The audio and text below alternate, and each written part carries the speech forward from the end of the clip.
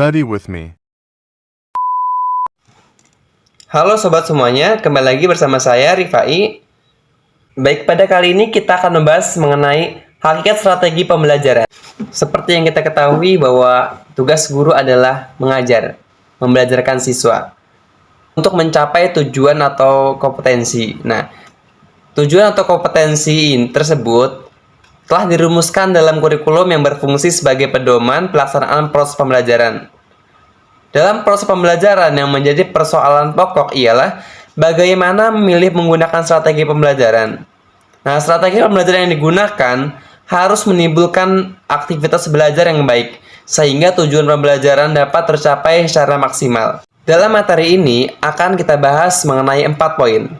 Pertama, konsep dan prinsip belajar. Kedua, perbedaan pendekatan, strategi, metode, dan teknik pembelajaran.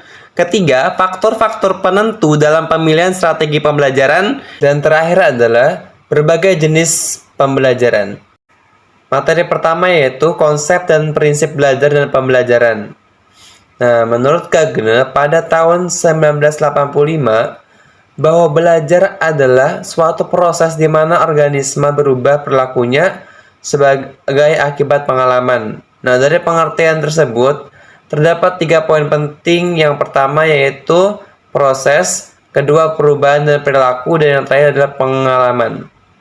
Nah, dengan kata lain bahwa belajar merupakan proses mental dan emosional atau efektivitas pikiran dan perasaan, dan hasil belajar berupa perubahan perilaku baik yang menyangkut kognitif, psikomotorik maupun efektif. Dan juga belajar berlangsung melalui pengalaman, baik pengalaman langsung maupun pengalaman tidak langsung atau melalui pengamatan. Jadi, belajar adalah proses mental dan emosional atau proses berpikir dan merasakan. Seseorang dikatakan belajar bila pikiran dan perasaannya aktif. Aktivitas pikiran dan perasaan ini itu sendiri tidak dapat diamati orang lain, akan tetapi terasa oleh yang bersangkutan atau orang yang sedang belajar itu. Nah, guru tidak dapat melihat aktivitas pikiran dan perasaan siswa. Yang dapat diamati guru ialah manifestasinya, yaitu kegiatan siswa sebagai akibat adanya aktivitas pikiran dan perasaan pada diri siswa tersebut. Perubahan perilaku. Menurut para ahli psikologi, tidak semua perubahan perilaku dapat digolongkan ke dalam hasil belajar. Perubahan perilaku karena kematangan, umpamanya seorang anak kecil dapat merangkak, duduk, atau berdiri, lebih banyak disebabkan oleh kematangan daripada oleh belajar. Demikian pula perubahan perilaku yang tidak disadari karena minum minuman keras tidak digolongkan ke dalam perubahan perilaku hasil belajar. Nah, perubahan perilaku sebagai hasil belajar ialah perubahan yang dihasilkan dari pengalaman, interaksi dengan lingkungan, tempat proses mental dan emosional terjadi. Selanjutnya, prinsip belajar. Supaya belajar terjadi secara efektif, perlu diperhatikan prinsip-prinsip berikut ini.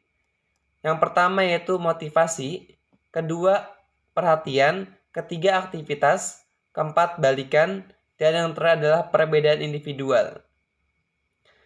Nah, selanjutnya pembelajaran. Pembelajaran adalah proses interaksi peserta didik dengan pendidik dan sumber belajar pada suatu lingkungan. Lingkungan belajar merupakan suatu sistem yang terdiri dari unsur tujuan, bahan pelajaran, strategi, alat, siswa, dan guru. Materi kedua yaitu perbedaan pendekatan, strategi, metode, dan teknik pembelajaran. Nah, dalam implementasi kurikulum, pendekatan strategi, metode, dan teknik pembelajaran merupakan satu kesatuan yang tidak dapat dipisahkan. Karena suatu pendekatan tertentu yang digunakan dalam implementasi kurikulum membawa implikasi terhadap penggunaan strategi, metode, dan teknik pembelajaran tertentu pula.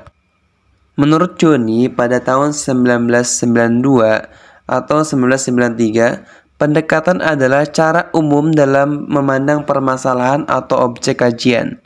Dengan demikian, dapat dikemukakan bahwa pendekatan pembelajaran adalah cara memandang terhadap pembelajaran.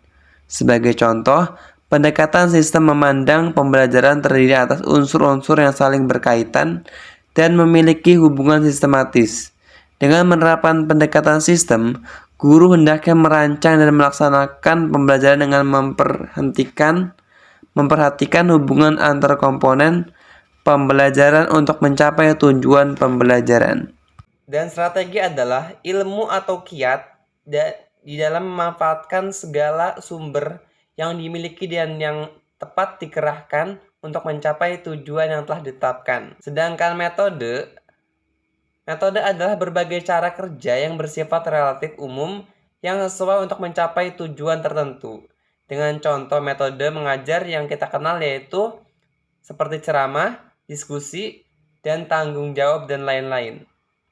Nah, selanjutnya teknik pembelajaran yaitu mengacu pada ragam khas penerapan suatu metode sesuai dengan latar penerapan tertentu seperti kemampuan dan kebiasaan guru, tersediaan peralatan, kesiapan, dan sebagainya. Materi selanjutnya adalah faktor-faktor penentu dalam pemilihan strategi dan pembelajaran. Nah, faktor-faktor yang perlu dipertimbangkan dalam memilih strategi pembelajaran ialah pertama yaitu tujuan pembelajaran, jenis pembelajaran, dan tingkat kesulitan materi pelajaran, sarana waktu yang tersedia, siswa dan guru. Setiap jenis tujuan pembelajaran menuntut proses pembentukan yang berbeda. Tujuan yang bersifat penugasan, penguasaan pengetahuan menuntut kegiatan pengkajian. Dan tujuan yang bersifat penguasaan keterampilan menuntut kegiatan berlatih. Nah, sementara itu, tujuan yang bersifat sikap dan nilai menuntut kegiatan penghayatan terhadap sikap dan nilai yang diharapkan dan dikuasai. Nah, yang perlu dipertimbangkan dari faktor siswa di dalam pemilih strategi pembelajaran antara lain, pertama, siswa sebagai pribadi tersendiri memiliki perbedaan-perbedaan dari siswa lain. Kemudian jumlah siswa yang mengikuti pelajaran. Nah, faktor-faktor yang perlu diperhatikan dalam penentuan teknik pembelajaran diantaranya adalah kemampuan dan kebiasaan guru, ketersediaan sarana, dan waktu serta kesiapan siswa.